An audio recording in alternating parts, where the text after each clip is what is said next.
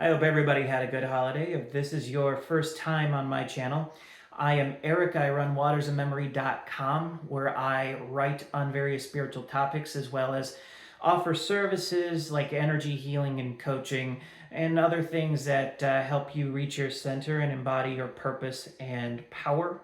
And I also just opened a Patreon where I will be performing group healing rites, group cleansing rites, and I will also be offering videos for some of the different attunements and services that I offer, as well as offering coaching to the top tier members. You can find links to both my website and the Patreon in the link tree down below. And if you find this video valuable, I would love it if you would subscribe, leave a like, and a comment. I always love discussion. I love getting feedback on the different ideas that I present to people. So I wrote an article. I wrote this article a long time ago. I just got around to republishing it because, see, I had a Substack before I opened up my own individual website, but stories are relevant to the video and the topic. But I did an article on how to develop and improve your astral sight. And one thing I wanted to go into is, what are the gifts? What are the psychic gifts? What does it actually mean to see something with your psychic vision? What does it mean to hear things psychically? Because it's not voices. It's not seeing things that are literally not there physically. And the language that we have is the best language we've got to describe this, but I think it gives people the wrong impression. And I think that's part of what leads people down the road to psychosis. Because once they start manifesting symptoms of full-blown schizophrenia, they start mistaking that for development of their psychic faculties. So the way that the spirit realm operates, if I'm talking about having a conversation with a spirit, I am not hearing a literal voice in my space, like I would hear another person talking to me. Spirits can't talk. What they do is they communicate with us energetically. So if I'm connected with a spirit like Archangel Michael, if I'm connected with Michael, what will happen is his energy will enter my field. And within my field, I will begin to translate that energy into words, into visuals, into sensations.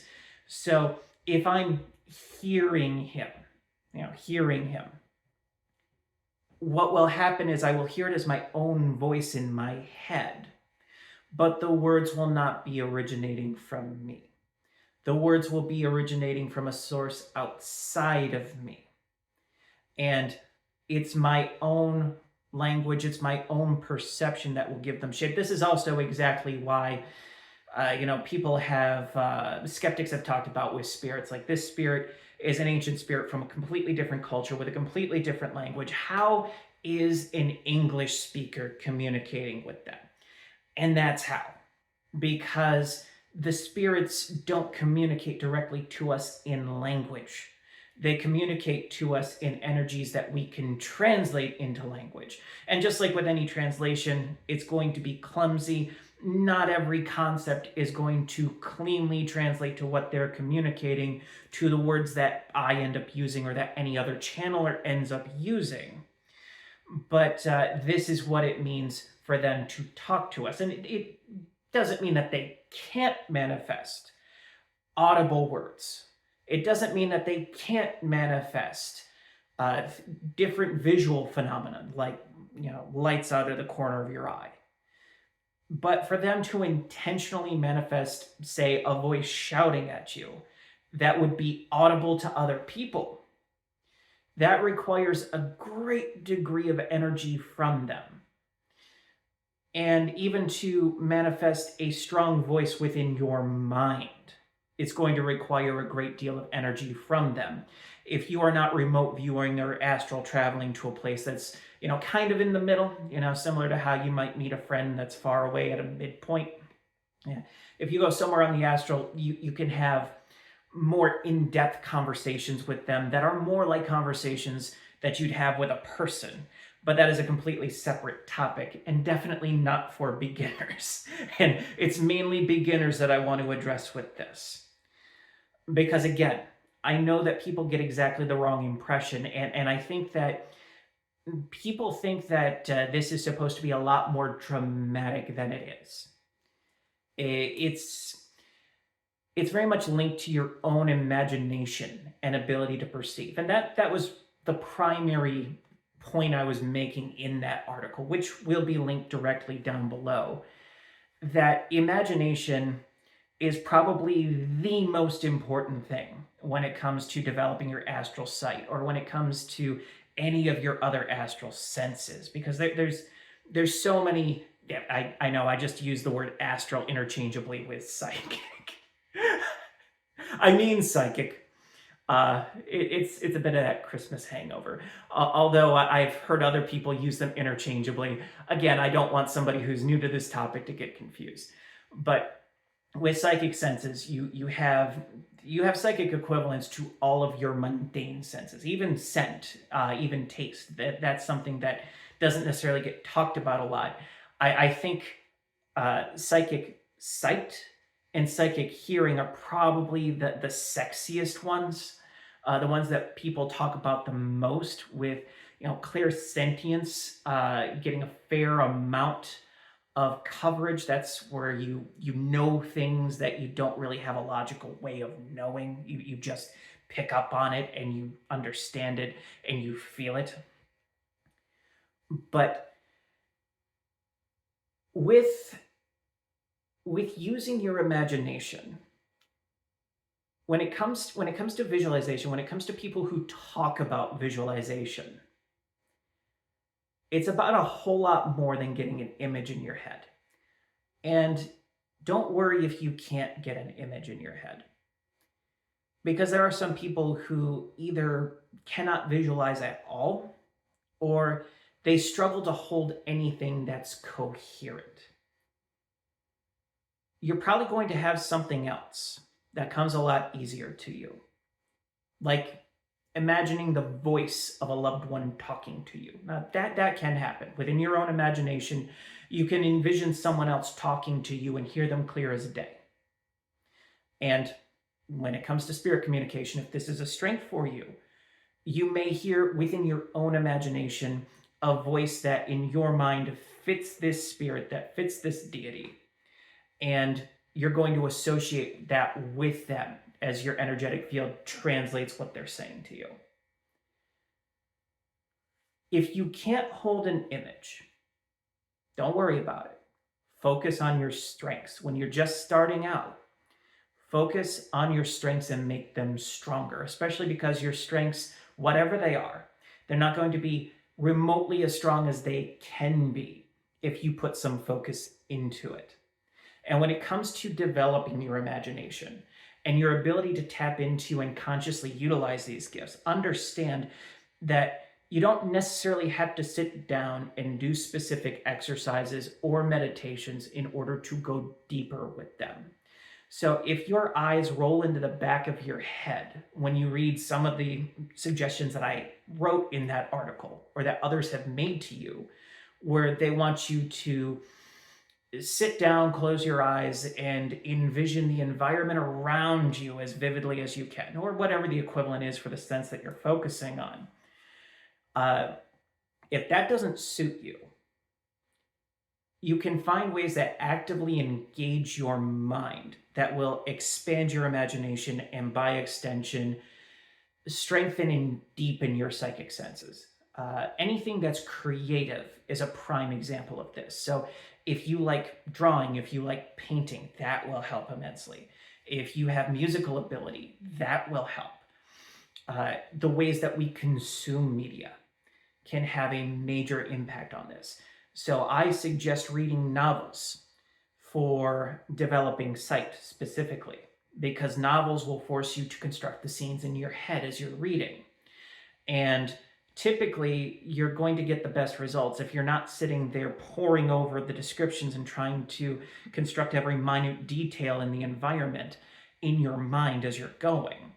It's more that your mind will automatically begin to construct scenery, and it will get better and better and better at it the more that you read. And if reading isn't to your liking, but you enjoy films, uh, and this is something I would recommend in general if you're just getting into developing yourself spiritually and psychically, stop just streaming things on Netflix without breaks. Don't let it automatically go from show to show to show just to have background noise. Get okay being in silence, at least some of the time, because it's in those moments where we have some room to breathe. Like, remember with music, the thing that makes a song what it is isn't just the arrangement of the notes, it's the silence between the notes. The song is nothing without the silence mixed in there to give the notes definition. The same thing applies to our minds and our imaginations. We're so overstimulated in the modern world that it's very difficult for us to remain tapped into our imaginations and our creativity and to stay centered and grounded in general. So some time in silence just in itself can do wonders for the psychic senses. But when it comes to consuming visual media, just sitting down and intentionally watching things without your attention being divided or given to anything else, not to conversation, not to your phone. You're just watching something because you have deliberately decided to sit down and watch it. You're paying attention to every detail. You're paying attention to all of the small changes in the expressions in the actors' faces. And bonus points if you make a point of watching films from different eras. And it transports you to different times and places and allows you to get a feel for what different decades feel like, which also helps expand your imagination. You get exposed to different vocabulary, which also helps expand your imagination. And the soundscapes and the sound design for certain films can expand your imagination and open you up to things that previously would have been inaccessible to you and that you wouldn't have been capable of doing prior to seeing certain things or hearing certain things. And you can take this principle, you can apply it to anything. It works with music. It works with anything that I haven't even imagined to bring up. So whatever your particular interest is in terms of creating and consuming, there is a way to do it that can almost be meditative in itself. If you're expanding your imagination and you're also keeping yourself grounded, because this is really where people go off the rails. It's not just a matter of the descriptions and the language that we use to talk about psychic phenomenon. It's the fact that grounding is not emphasized nearly enough. The nervous system is not emphasized nearly enough when it comes to tapping into this phenomenon in a way that doesn't unbalance us. If you treat yourself like the only chakras that exist are the ones that are from the neck up, you're going to lose yourself in delusion, because the mind is a place of forms, and it's a place where without grounding you don't have discernment. So keeping yourself centered and grounded, in touch with your body, in touch with your instincts, with a calm nervous system, or at least being as in touch with your nervous system as you can possibly be, so that you pick up on it when your nervous system is telling you something isn't right. Because see, whether we're talking psychic phenomenon or magic, the nervous system builds up the charge. It builds up the charge, and it directs our creative energy. So in a magical rite, you build up the charge within the nervous system and you project it out, and that's how it manifests. When it comes to psychic phenomenon, it's more receptive. And when we're in touch with our nervous systems and we make contact with a spirit, if that spirit doesn't have our interests in mind, or it's withholding something from us, our nervous system is what's going to tell us that, not our third eye. The third eye is what allows us to perceive that spirit. But the nervous system is what helps us gauge whether what that spirit is telling us is trustworthy. At the very least, it should give us a nudge of whether or not we should reach for the tarot cards or the divination dice before we go forward with anything that we're being told. So if you can keep yourself grounded and you can understand how your imagination both ties into your psychic senses, but also where your imagination begins and ends and something else is beginning to impress on it.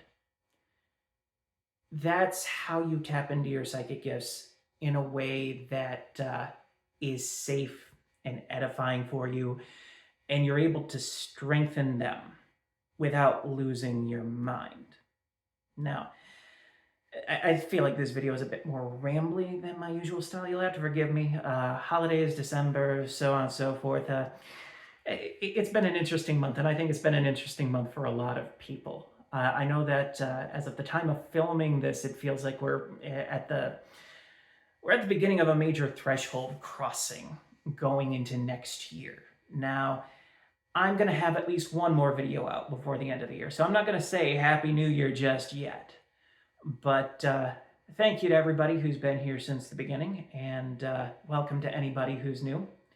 Like I say, if you like the video, if you got something of value out of it, please leave a like down below and subscribe if you haven't yet.